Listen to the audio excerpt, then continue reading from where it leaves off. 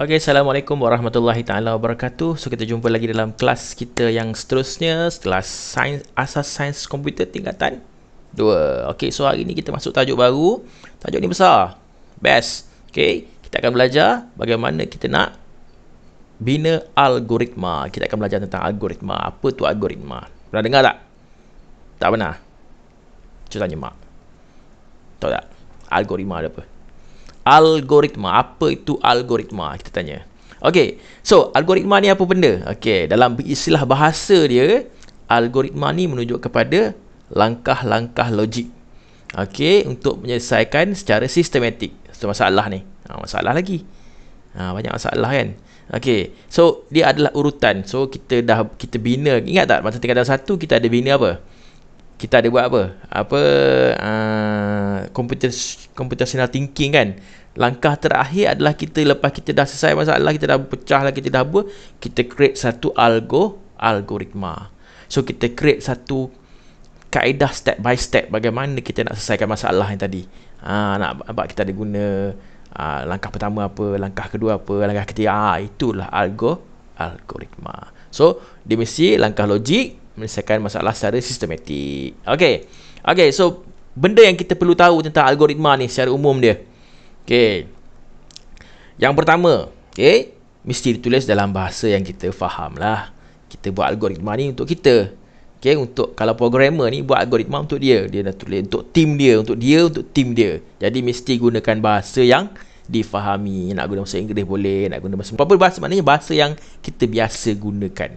Okey? Jelas. Okey, yang kedua, urutan dan langkah perlu dinyatakan. So algoritma mesti ada urutan. Tak boleh bersepah-sepah. Okey, tak boleh tak tertib. Tertib tu kena ada. Mana 1 2 3 4. So kalau kita ambil semayang pun kita ada tertib, betul? So kalau tak tertib tak sah lah. Betul? Okey. So yang ketiga, setiap langkah perlu dihurai dengan jelas. So langkah pertama apa, langkah kedua ada huraian yang jelas, difahami. Okey, yang keempat, mesti mempunyai satu ketentuan, mesti mempunyai satu kesudahan dalam satu tempoh masa. Jadi tak adalah orang buat algoritma ni tiba-tiba tak tahu apa-apa pun, dia hilang gitu je. Maknanya flow tak ada hasil. Tak ada mula, tak ada tamat. Bergerak je kan. Ada sama ada terus manjang je. Flow 1 2 3 tak ada habis-habis. Jadi dia ada mula, ada tamat dan juga ada hasil dia. Apa yang dia nak buat, apa yang nak capai dengan algoritma tu. Okey, so ada 4 perkara yang penting yang perlu kamu tahu tentang nak buat masa kita buat algoritma ni. Jelas? Okey, so kita pergi spesifik lagi. Okey, apa yang dikata urutan langkah logik ni? So dia kata algoritma itu adalah urutan langkah logik untuk menyelesaikan masalah. Okey, apa benda tu? Tengok. Kita kalau tak sedar, secara tak sedar pun kita dah guna algoritma. Dia banyak dah dalam kehidupan seharian. Okey, contohnya kalau kita tadi ambil wuduk, betul? Ambil semayang. So kita guna algoritma. Apa algoritma dia? Dia lah flow dia. Mula-mula basuh muka, basuh tangan, basuh kepala. Dia ada step dia. Betul? Dan step tu kena ikut dengan tertib. Contoh kalau kita buat laundry pun ada algoritma. Laundry, tahu laundry? Basuh baju. Okey, so kita asingkan baju berwarna, baju tak berwarna. Ada buat tak? Tak ada. Mak basuh. Okey, tak tanya mak. Okey, so biasanya kita baju sekolah asing, baju yang berwarna-warna asing. Kalau tak nanti kan berwarna campur baju sekolah jadi apa? Rosak lah kan? Tak nanti baju sekolah kamu. Okey, dia asing. Jadi bila basuh asing, jadi mana penyusunan tu algoritma dah tu. Mana kita step pertama, susun baju asing baju. Step kedua, basuh baju sekolah dulu. Step ketiga, kita bawa baju biasa-biasa. So ada algoritma. Okey, so kita tengok sini contoh lagi. Okey, contohlah kita nak goreng telur. Ada algoritma tak? Boleh kita sembrono je goreng telur, tak ikut urutan. Okey, mula-mula kita pecahkan telur. Lepas tu kita panaskan kuali. Boleh juga tapi tak proper lah. Okey, mula-mula kita hidang telur. Lepas tu kita panaskan kuali. Lepas tu kita tunggu masak. Lepas tu kita pecahkan telur. So tak ikut urutan tak boleh lah kan. Okey, so macam mana kita nak buat algoritma untuk goreng telur? Okey, dia ada mula lah. Okey, mula. Okey, lepas tu ambil mana? Ambil telur. Okey. Bolehkah panaskan kuali dulu? Boleh juga. Okey. Asalkan flow dia betul, hasil jadi betul lah kan? Okey, panaskan kuali. Lepas tu apa? Okey, kita pecahkan telur. Okey, then lepas pecah telur, hidang ke tunggu masak dulu? Mestilah tunggu dia masak dulu. Kemudian kita hidangkan. Dan last sekali mestilah tamat. Ada mula ada tamat ingat, ada mula ada tamat. Okey, so terhasillah telur gorengnya. Lagi. Telur goreng dah siap. Okey, jelas, pandai dah Okey, so kita tengok detail apa lagi, kupas lagi, dalam lagi tentang apa itu algoritma. Okey, so bila kita kata tentang algoritma, kita nak wakilkan algoritma ni dengan apa?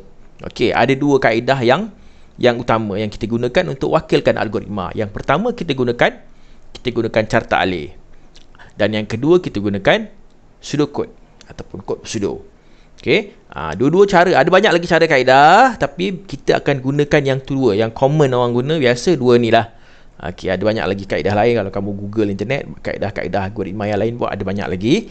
Tapi kita akan gunakan dua kaedah ni. Okey, so kita pergi satu persatu. Apa itu carta alih?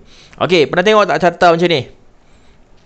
Okey, ini namakan carta alih. So dia dalam bentuk gambar rajah simbol. Okey, setiap benda tu ada simbol dia. Dia ada flow, dia ada anak panah, dia ada arrow, dia ada tunjukkan arrow tu pergi ke mana, dari mana ke mana. Ini dinamakan carta alih. So common, biasanya kita akan gunakan carta alih. Inilah bentuk-bentuk carta alih yang kita akan gunakan. Okey, kita ada mula, kita ada tamat. Okey, kita ada decision, kita ada proses, kita ada input dan juga kita ada output. Kita ada input, kita ada output. So macam mana kita nak buat goreng telur tadi dengan menggunakan carta alih? Okey, so tengok. Satu lagi kita ada ni. Lupa pula, ini penting ni. Kita ada anak panah, ini arrow ni. Ni penting. So arrow ni kena ada. Okey, so macam mana tadi kita nak buat masak telur tadi guna carta alih. Okey, kita mulakan dengan mula lah. Okey, mula mesti dengan mula. Mesti ada ni. Okey. Lepas tu kita masukkan arrow. Okey, lepas mula tadi apa? Satu proses Okey, apa proses yang pertama tadi? Masak telur tadi. Ambil telur. Okey. Kemudian proses yang kedua apa jadi? Panaskan kuali.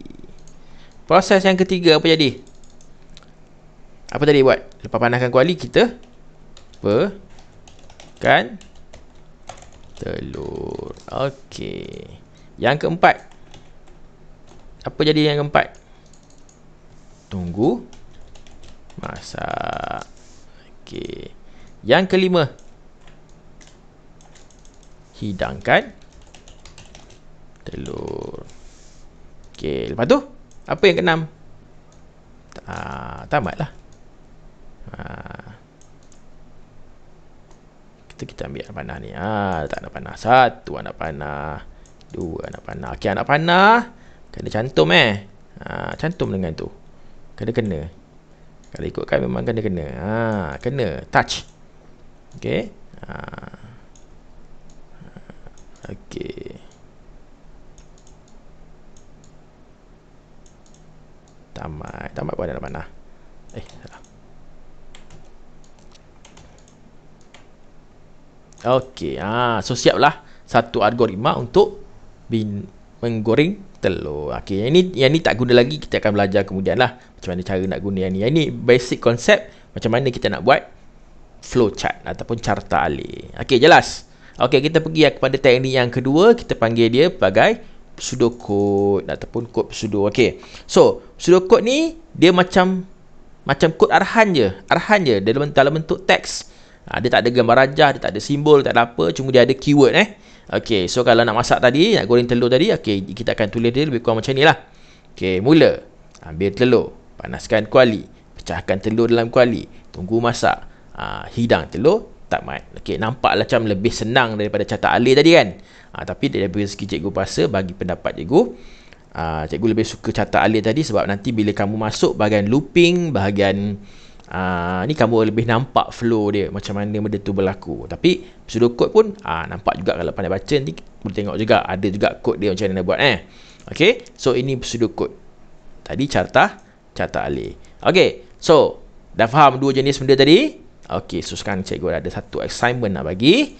Okay, so sekarang ni cikgu nak semua orang, okay, bina satu algoritma menggunakan carta alih. Cara-cara untuk masak nasi. Tadi kita dah ada telur kan, so kita nak makan dengan nasi, kamu kena masak nasi. Boleh? Okay, so bina satu algoritma. Tak kisahlah nak masak nasi macam mana, nasi tomato ke, nasi ayam ke, nasi biryani ke. Satu algoritma flow dia, macam mana kamu masak nasi. Nak letak air dulu ke, nak basuh beras kemudian ke. Okay, hantar dalam Telegram cikgu.